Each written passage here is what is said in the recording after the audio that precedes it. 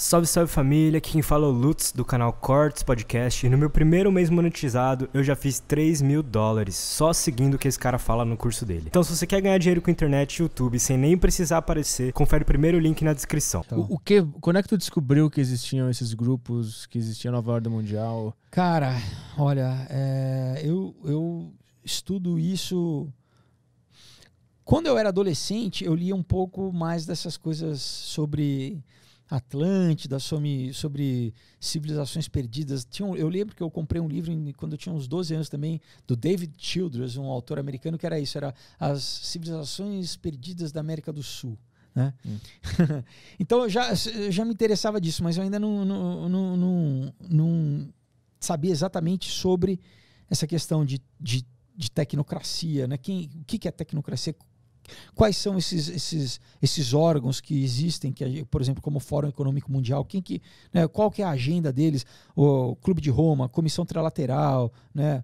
O CFR, Conselho de Relações Internacionais. Quem manda nesses órgãos? Qual que é a história por trás deles? Né? Que a gente às vezes vê no jornal, na TV, o FMI, o Banco Mundial. Tá, você ouve falar, mas você não sabe quem são, quem que está por trás, qual que é a ideologia, eles têm ideologia, né? Os fundadores, qual que é um pensamento por trás disso e tudo isso tem. Só que demanda um tempinho aí para você pesquisar e você descobrir. Então, tem mais ou menos uns 20 anos, assim, eu comecei, quando eu estava já nos Estados Unidos, né, nessa temporada, e quando eu voltei para o Brasil, então, tanto que, né, como eu te falei, no Aurora já escrevia isso, né? Uhum. E que, cara, é impressionante por isso, porque, por exemplo, se eu tivesse aqui o caos, eu ia te mostrar, eu já tinha colocado questão de por exemplo, pandemia, e às vezes eu leio e falo, caramba, né? Foi meio, sei lá, né? Assim, questão meio inconsciente, assim, mas muito de tecnologia que a gente está vendo, por exemplo, leitura de íris, né? Eu não quero dar muito spoiler aqui também, senão, né, vai perder a graça para quem lê. Mas tá tudo, cara, tá tudo ali, né? Então basicamente é isso, é o quê? É esse pescador que passa por esse processo, né, de virar, né, né, vou deixar aberto aí para as pessoas também que lerem. Será que isso é sobrenatural, é metafísico? E ele começa a ser perseguido pelo governo americano e por sociedades secretas dentro do governo americano, né? Daí faz menção a Skull and Bones, né? Quem já ouviu falar. O que é isso? Skull and Bones é uma sociedade secreta baseada na Universidade de Yale, em Massachusetts, lá nos Estados Unidos. E é basicamente a origem da CIA. Você tinha o avô do presidente George Bush, Prescott Bush, que é um dos fundadores. O pai do George Bush, o George Bush Sr. também foi Skull and Bones. E é uma sociedade secreta, né? Que lá, por exemplo, o lugar lá no campus da Universidade de Yale eles chamam de a tumba, the tomb. É totalmente fechado, não tem janela. E pouquíssimas pessoas eles chamam tapped. As pessoas são iniciadas, são escolhidas, eles veem, né, quem seriam os alunos proeminentes e depois você vai ver quem foi Skull and Bones está em todos os lugares de poder nos Estados Unidos, nas grandes companhias, nos lugares estratégicos. Todos são diversos presidentes, como também maçons, né? Diversos generais americanos também são todos maçons. O objetivo dessas sociedades secretas é mandar no mundo, é ter o poder, é ter privilégio? O que eles querem? Bom, esse assunto aí é bem profundo, né? Primeiro, tem várias sociedades, né, ao longo da história, né? Por exemplo, Pitágoras, que a gente aprende na escola, né? O Teorema de Pitágoras, ele tinha uma sociedade secreta, né? Pitagórica, esotérica, na Grécia Antiga. As pessoas ficavam 5 anos com voto de silêncio para serem admitidos na escola pitagórica, né? Então, toda essa... isso também que eu apresento um pouco nesses quadrinhos, que muito do que a gente acha de uma realidade que simplesmente é científica, muito tem uma origem no que o pessoal chama de oculto, né? De ocultismo, assim. Alquimia, né? Por exemplo, a química moderna é toda baseada na alquimia, né? Você tem Como assim? físicos... Quer entrar no assunto das conspirações? Eu adoro.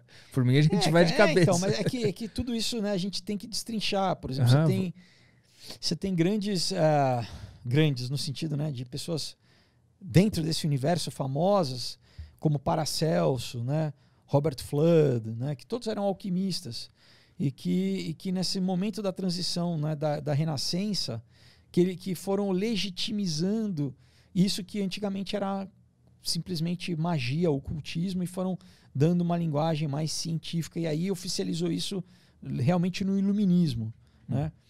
Mas, por exemplo, né, o Newton era um cabalista, um esotérico, né, um profundo... Né, então o cara é simplesmente o pai da física moderna, né? Ele escreveu Principia Mathematica, né? E onde ele, né, a lei da gravidade, tudo isso que depois foi reformulado pelo Einstein com a lei da relatividade geral, que também o Einstein era um profundo conhecedor de ocultismo, né? Ele lia, ele andava com uma cópia da doutrina secreta da Madame Blavatsky, da teosofia. Então muitos insights dele ele tirou dessa questão. Por quê? Porque enfim, não sei se o pessoal está achando interessante isso, mas... Não, aqui o pessoal gosta. Aqui, o pessoal do chat está adorando. A nossa audiência adora isso. Eu adoro esses papos, eu adoro isso aí. Fica à vontade, pode explicar que eu estou vidrado no assunto aqui. A verdade é a seguinte, né? É o que eles chamavam de metafísica. Metafísica é o que vai além da física, né? Então, sempre a humanidade, ao longo da Idade Clássica, do século, sempre teve essa noção de que a realidade não se resumia àquilo que é material. Né? E os grandes, né, os magos, os grandes, né, em vários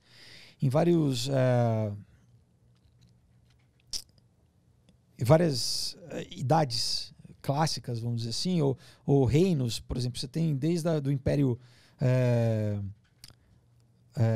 Assírio, Sumério, Babilônico, Grego, Egípcio, Romano, todos eles, ao longo, eles meio que mantinham aí um conhecimento secreto, que eles falavam, não é pro leigo, não é para isso, você tem que ser iniciado para você ter acesso a essa informação. Tá? Então, todos esses... Né, é o que antigamente eram os sacerdotes. Né, por exemplo, os sacerdotes egípcios. Eles detinham... Né, então, eu tive a oportunidade de ir no Egito lá, cara. Quando você vê a pirâmide pessoalmente, cara, você fala, é tecnologia. Entendeu? É tecnologia, pura tecnologia. Né? Então, o que a magia, a princípio, fazia? Era uma forma de você controlar a realidade. Né, manipular a realidade. O que a ciência faz também? Basicamente é isso, a ciência manipula a realidade, né? E, então, basicamente, a gente vê ao longo aí dos séculos pessoas, figuras, né?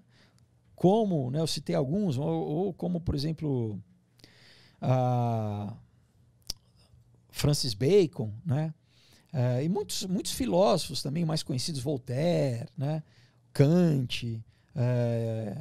Eu, por exemplo, visitei a casa do Kant lá em Frankfurt, na Alemanha. O cara ele era um Rosa Cruz, ele era um profundo conhecedor de esoterismo, né? Todos, na verdade, conheciam muito disso. E o que aconteceu? Qual foi a grande virada, né, no iluminismo? Que não é à toa que a palavra é iluminismo, né? Porque a gente vê que a Revolução Francesa, que marca, né, historicamente, vamos dizer, a Idade Moderna, né, foi simultaneamente com a criação lá em Frankfurt também da Illuminati, né, do Adam Weishaupt, que era um judeu, né, convertido ao catolicismo, que virou jesuíta. Ele foi um advogado através né,